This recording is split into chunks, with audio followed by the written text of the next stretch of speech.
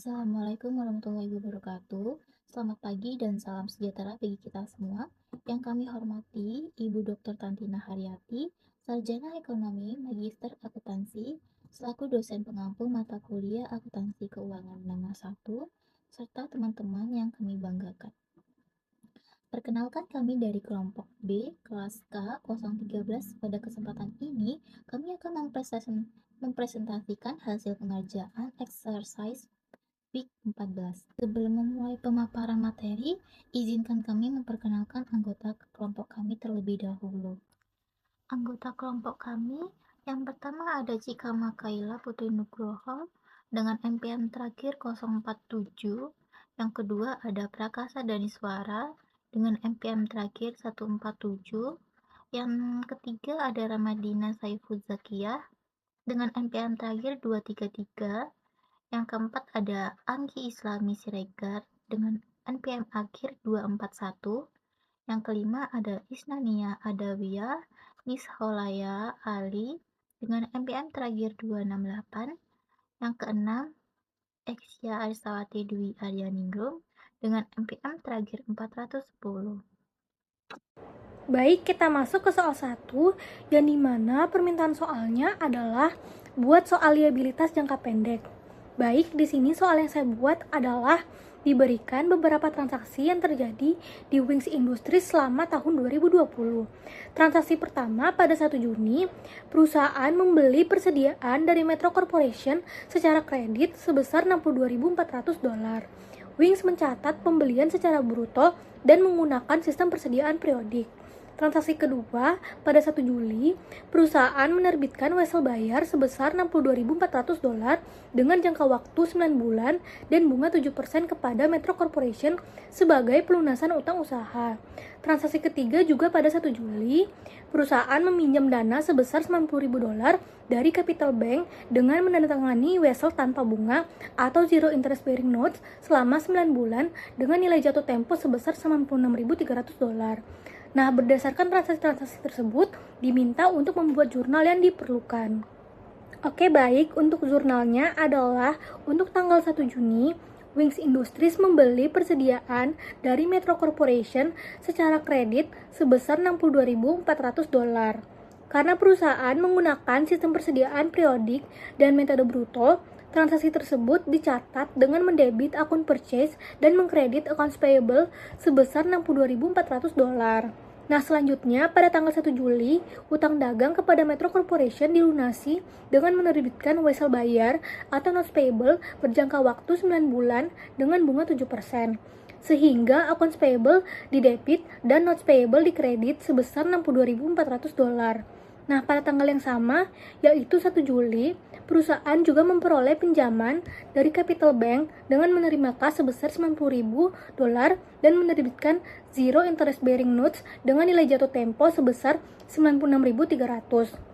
Oleh karena itu, cash di debit sebesar $90.000, discount on notes payable di debit sebesar $6.300, dan notes payable di kredit sebesar $96.300.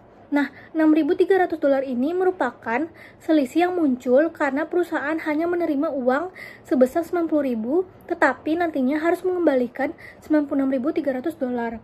Jadi, selisih tersebut dapat dianggap sebagai biaya pinjaman yang akan diakui secara bertahap sebagai beban bunga selama masa wesel. Pada slide ini saya akan menjelaskan contoh soal mengenai provisi. Di sini terdapat soal pada tanggal 31 Desember 2025, PT Sentosa menghadapi gugatan hukum dari pelanggan akibat kerusakan produk yang dipasarkan perusahaan. Pelanggan menuntut ganti rugi sebesar 500 juta. Berdasarkan hasil konsultasi dengan pengacara perusahaan, diperkirakan PT Sentosa akan membayar ganti rugi sebesar 70% dari nilai tuntutan tersebut. Di sini diminta untuk menghitung jumlah provisi yang harus diakui oleh PT Sentosa dan membuat jurnal yang diperlukan untuk mencatat provisi pada tanggal 31 Desember 2025. Nah, di sini sudah terdapat jawabannya. Untuk menghitung jumlah provisi yang harus diakui, kita melakukan perhitungan yaitu 70% dikali dengan 500 juta sehingga diperoleh nilai provisi sebesar 350 juta. Artinya perusahaan memperkirakan akan mengeluarkan dana sebesar 350 juta untuk menyelesaikan gugatan tersebut. Selanjutnya, perusahaan perlu mencatat provisi tersebut dalam jurnal. Jadi, jurnal yang dibuat adalah litigation expense debit sebesar 350 juta karena perusahaan mengakui adanya beban akibat gugatan hukum, dan provision for litigation pada kredit sebesar 350 juta karena perusahaan mengakui kewajiban atau provisi yang kemungkinan harus dibayar di masa depan. Jadi dapat disimpulkan bahwa jumlah provisi yang diakui oleh PT Sentosa adalah 350 juta. Dan jumlah tersebut dicatat sebagai beban serta kewajiban dalam laporan keuangan perusahaan. Baik semua, perkenalkan nama saya Prakasa Suara dengan FPM akhir 147. Di sini saya menjelaskan tentang soal kontingensi. Tadi pada soal kontingensi saya membuat kasus PT Global Niaga itu bergerak di bidang ekspor impor. Lalu pada akhir tahun perusahaan sedang mengupayakan beberapa klaim hukum dan asuransi yang berpotensi memberikan keuntungan atau menerima dana bagi perusahaan. Lalu pada kasusnya PT Global Niaga itu memenangkan gugatan di pengadilan tingkat banding atas kasus pelanggaran kontrak salah satu vendor utamanya. Vendor tersebut telah menyatakan secara tertulis tidak akan mengajukan kasasi dan siap mentransfer ganti rugi sebesar 600 juta dalam waktu dekat. Peluang penerimaan uang ini dinilai sudah mencapai 95% atau virtually certain atau sudah pasti.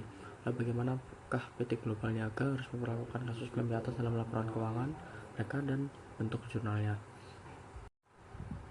Jadi dari kasus klaim itu dapat diakui sebagai aset nyata atau aset piutang di laporan posisi keuangan. Sesuai dengan aturan IFRS, jika realisasi keuntungan dari aset kontingensi sudah bersifat virtual certain atau lebih besar sama dengan 90%, maka status kontingensinya hilang dan sudah boleh dicatat sebagai aset perusahaan.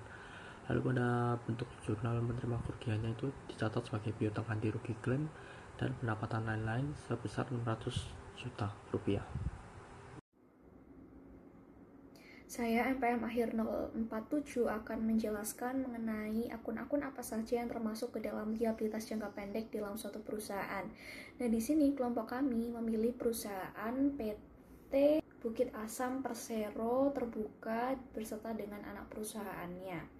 Nah, di sini tertulis di judulnya bahwa PT Bukit Asam Persero Terbuka dan entitas anaknya laporan posisi keuangan konsolidasian tanggal 31 Desember 2025 disesikan dalam jutaan rupiah kecuali dinyatakan lain.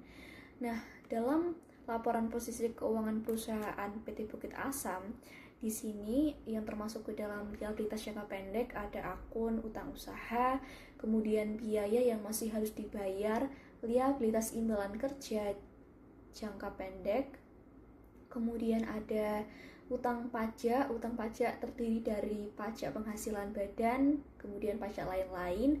Ada juga pinjaman bank jangka pendek, bagian jangka pendek dari liabilitas jangka panjang, diantaranya ada pinjaman bank, kemudian liabilitas sewa, provisi reklamasi lingkungan, dan penutupan tambang.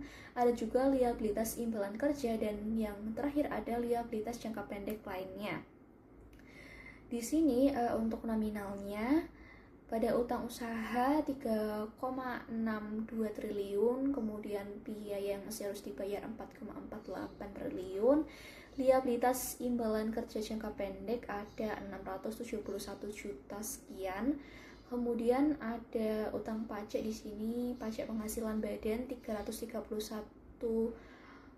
juta sekian, pajak lain-lain 645 juta 540, kemudian pinjaman bank jangka pendek 1,95 triliun, ada bagian jangka pendek dari liabilitas jangka panjang, diantaranya ada pinjaman bank 100 juta, kemudian liabilitas sewa 374 juta 390, ada provisi reklamasi lingkungan dan penutupan tambang 215 juta, kemudian ada liabilitas imbalan kerja 242 juta, kemudian liabilitas jangka pendek lainnya 191 juta sekian. Nah, di sini untuk penjelasan masing-masing akunnya pada utang usaha, jadi dia itu kewajiban kepada pemasok atas pembelian barang dan jasa yang belum dibayar, Kemudian biaya yang masih harus dibayar itu beban yang sudah terjadi tetapi belum dibayarkan pada akhir periode seperti biaya operasional, jasa, atau bunga.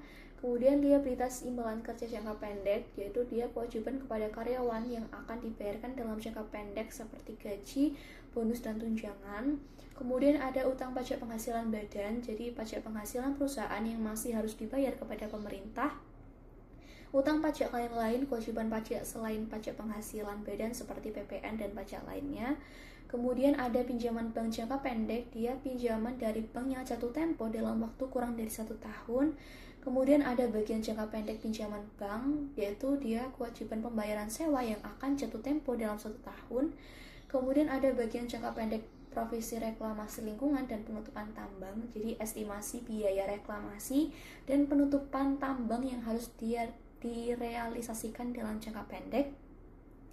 Kemudian ada bagian jangka pendek liabilitas imbalan kerja, yaitu bagian kewajiban imbalan kerja yang akan dibayarkan dalam 1 tahun. Dan yang terakhir liabilitas jangka pendek lainnya, jadi kewajiban lain yang tidak termasuk kategori di atas namun jatuh temponya itu dalam jangka yang pendek. Jadi di sini untuk kesimpulan dari laporan posisi keuangan pada liabilitas jangka pendek pada PT Bukit Asam pada tahun 2025 didominasi oleh biaya yang masih harus dibayar sebesar 4,48 triliun dan utang usaha 3,62 triliun.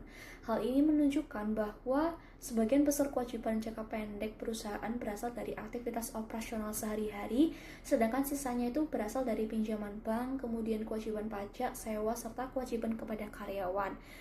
Kemudian total liabilitas jangka pendek pada PT Bukit Asam mencapai 12,73 triliun, meningkat dibanding tahun 2024 yang sebesar 11,97 triliun.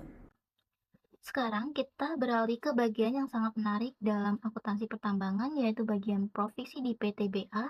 Jadi provi ini didominasi oleh 2 hal, yaitu lingkungan hidup dan kesejahteraan karyawan. Sebagai perusahaan tambang terbuka atau open pit, PTBA memiliki kewajiban hukum untuk melakukan reklamasi lingkungan dan penutupan tambang. Perusahaan secara disiplin menyusun estimasi biaya pemulihan lahan pasca tambang dengan menggunakan asumsi matematika, aktuarial, dan keuangan. Di antaranya penetapan tingkat inflasi sebesar 2,60% sehingga 2,84%, serta tingkat diskonto obligasi pemerintah sebesar 4,48% sehingga untuk 6,70% untuk menghasilkan nilai kini atau present value yang akurat. Nah, di sisi lain, PTBA juga mencatat provi imbalan kerja jangka panjang dengan total kewajiban mencapai 5,11 triliun rupiah. Kewajiban ini mencakup pencadangan dana pensiun imbalan kerja lainnya, serta porsi terbesar yaitu komitmen jaminan kesehatan pasca kerja untuk seluruh pensiun karyawan PTBA yang nilainya mencapai 4,43 triliun rupiah. Baik, selanjutnya yaitu mengenai kontingensi berdasarkan laporan keuangan PT Bukit Asam Persero Terbuka atau PTBA pada tahun 2025. Nah, kontingensi merupakan kewajiban potensial yang timbul dari peristiwa masa lalu yang kepastiannya tergantung pada terjadi atau tidak terjadinya satu atau lebih peristiwa di masa depan yang tidak sepenuhnya berada di dalam kendali perusahaan. Sesuai standar akuntansi, pos ini tidak diakui di laporan posisi keuangan atau neraca karena belum pasti, tetapi wajib diungkapkan dalam catatan atas laporan keuangan atau CALK jika nilainya bersifat material. Nah, berdasarkan laporan keuangan PT Bukit Asam Persero Terbuka pada tahun 2025, kontingensi perusahaan terbuka ini meliputi 2 hal utama, yaitu yang pertama sengketa pajak atau tax disputes, yang dimana PTBA sedang menghadapi beberapa kasus sengketa pajak bumi dan bangunan atau PBB sektor pertambangan dengan DJP atau Direktorat Jenderal Pajak. Nah, kasus-kasus ini memunculkan ketidakpastian keuangan atau kontingensi karena masih berjalan di tingkat banding hingga peninjauan kembali atau PK di MA atau Mahkamah Agung. Nah, di sini rinciannya yaitu pada tahun 2007 yang dimana PBB tahun pajak 2007 statusnya peninjauan kembali oleh DJP, dan PBB tahun pajak 2011 yang dimana status peninjauannya itu kembali oleh perusahaan ditolak atau menunggu hasil akhir. Lalu pada PBB tahun pajak 2019 yaitu statusnya proses banding, lalu PBB tahun pajak 2023 statusnya keberatan diterima sebagian, lalu PBB tahun pajak 2024 statusnya masih dalam proses banding. Nah, hasil akhir dari sengketa hukum ini di masa depan akan menentukan apakah PTBA harus membayar kewajiban pajak tambahan atau justru mendapatkan hak pengembalian atau restitusi. Lalu yang kedua yaitu komitmen operasional jangka panjang atau Call Sales and Purchase Agreement, yang dimana PTBA mengikat kontrak perikatan jangka panjang yang menimbulkan hak dan kewajiban bersyarat dengan sejumlah pelanggan strategis atau grup PLTU dan PLN, yang dimana kontrak ini bersifat kontingensi operasional karena realisasi pendapatan dan pasokan batubara terikat oleh ketentuan kontrak hingga puluhan tahun ke depan. Nah, beberapa komitmen kontrak jangka panjang PTBA yang aktif meliputi yang pertama, PLTU Banjarsari atau BPD kontraknya yang berlaku hingga Juni 2044, PLTU Sumsel 8 atau HBAP kontraknya berlaku hingga Oktober 2048, lalu PLTU Suralaya yang dimana kontraknya berlaku hingga Desember 2025, PLTU Bukit Asam yang dimana kontraknya berlaku hingga Desember 2029, lalu kemudian PLTU Tarahan yang dimana kontraknya berlaku hingga Desember 2031, dan PLTU 10.000 MW tahap 1 yang dimana kontraknya berlaku hingga Desember 2032. Demikian presentasi yang dapat kami sampaikan. Semoga materi yang kami paparkan dapat memberikan pemahaman yang lebih baik mengenai topik yang dibahas. Kami mohon maaf apabila kesalahan atau kekurangan dalam presentasi kali ini. Terima kasih atas perhatian Bapak atau Ibu dan teman-teman sekalian. Assalamualaikum warahmatullahi wabarakatuh.